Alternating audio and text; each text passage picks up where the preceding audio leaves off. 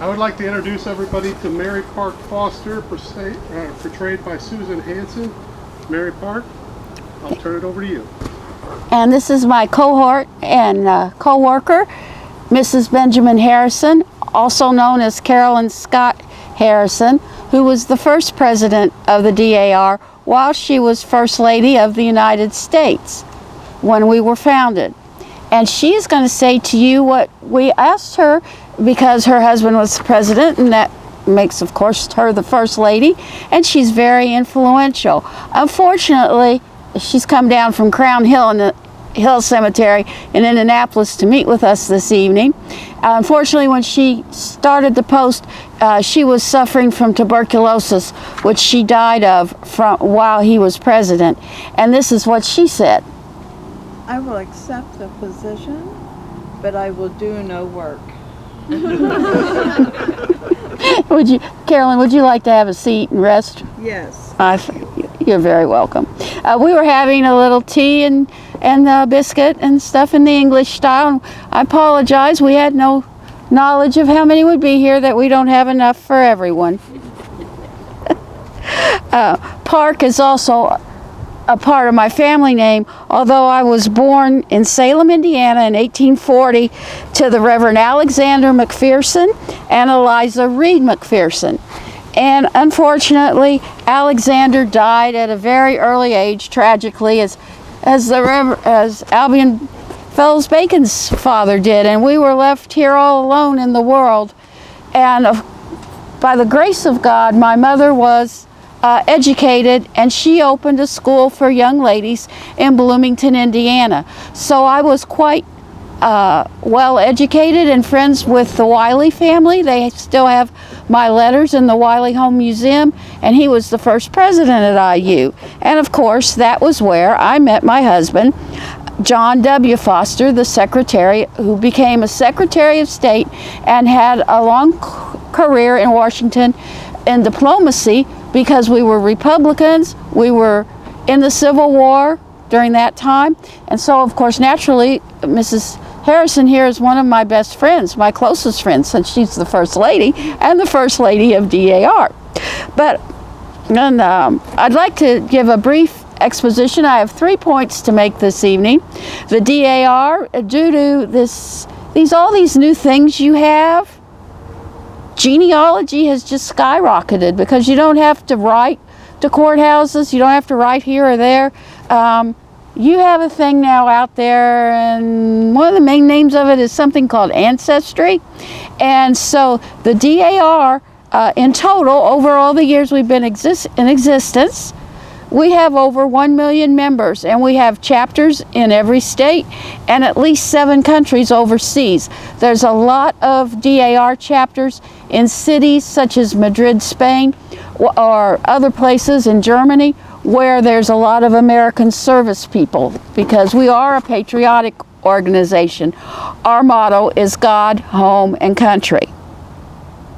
Well, as I said, I just get all excited. Then I did go to college, which is quite rare. Can you think of that? A college-educated woman, born in 1840. I went away to college. My aunt and uncle owned the college. It was in Ohio. It was called the Glendale Female College, and it was near Cincinnati. Okay. My husband I met in Bloomington because he was a graduate both of IU and IU Law School.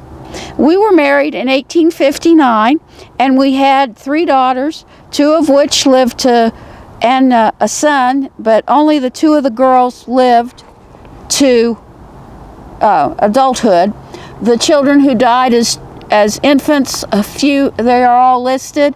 They died in Mexico and Russia, and we had their bodies sent back and interred here at Oak Hill Cemetery, because this, of course, is our home. And as I go through this, things come to my mind. I'm kind of a stream of consciousness person. We lived on 2nd Street, and of course the DAR put a marker on my home. If you go down there, it's a large kind of a yellow reddish brick home.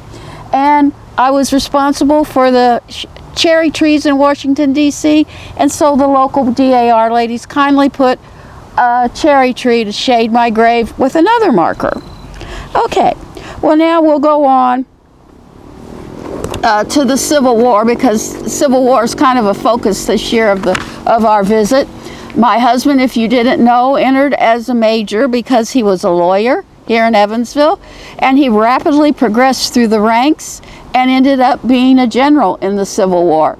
He was the governor, you wouldn't say mayor, he wasn't the mayor, pardon me. He was the governor of Henderson, which was considered, under martial law because of all the southern connections in Henderson. Although there were also many, many connections here in Evansville because we were so close to the south. But Henderson, of course, was under civil law, or under military law, and he was in command there.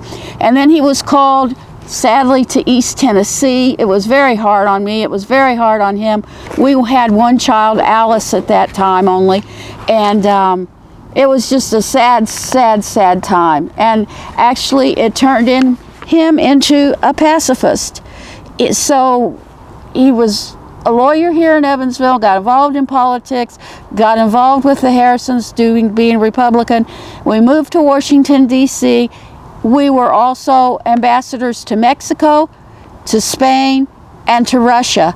And I learned to speak fluently both Spanish and Russian while I served as the First Lady of the embassies. Speaking next of my family, I'd like to give a little later history. My daughter married a Secretary of State. One of my daughters did. My other married Dulles, and my grandchildren, some of them are quite well known to you. Okay. Alan Macy Dulles, Eleanor Foster Dulles, their sister, and Alan Dulles. As you know, Alan was first head of the CIA. Has anybody ever heard of Esther? Probably not. She's known as the mother of Berlin. She was a well-qualified economist who worked in the federal government for years and years, and went and rebuilt Berlin, and is called the mother of Berlin. And then I'm so sorry. My other son was also Secretary of State and kept his grandfather's notebooks on his desk and referred to them often during meetings. We lived there in Washington for quite a long time, and I passed away in 1922, and I was one of the heads of society in Washington, D.C.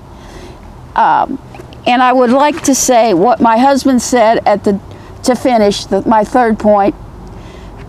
When they dedicated the Civil War Monument in Indianapolis around 1898, and this isn't a direct quote, but this was his theme. He said, "We could have bought all the slaves in the South and paid for them at much, much less of a cost, money-wise, than what it cost for the war, and and without all the carnage and bloodshed."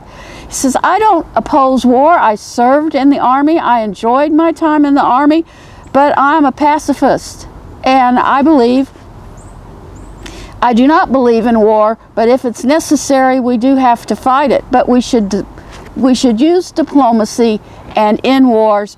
And hopefully, he felt that, as also a staunch Presbyterian and supporter of the Presbyterian Church, he felt that if we sent missionaries around the world, that the world would be converted to our way of thinking and be Christian and a democracy. History has shown the downfall of this thing, and he created the open door policy. I can go on and on. I've been thinking about this a lot. How many of you have heard of the open door policy? I heard that when I was in high school. And you didn't notice somebody laying right there founded that. Isn't it amazing? Anyway, but times have changed, and our politicians weren't honest, and so it has led to a downfall of some of the work that we tried to do. And of course, my grandsons were, of course, and maybe not too honest themselves, according to some versions of history. I thank you for coming to see us this evening, and if you have any questions, I'll be glad to try and answer them.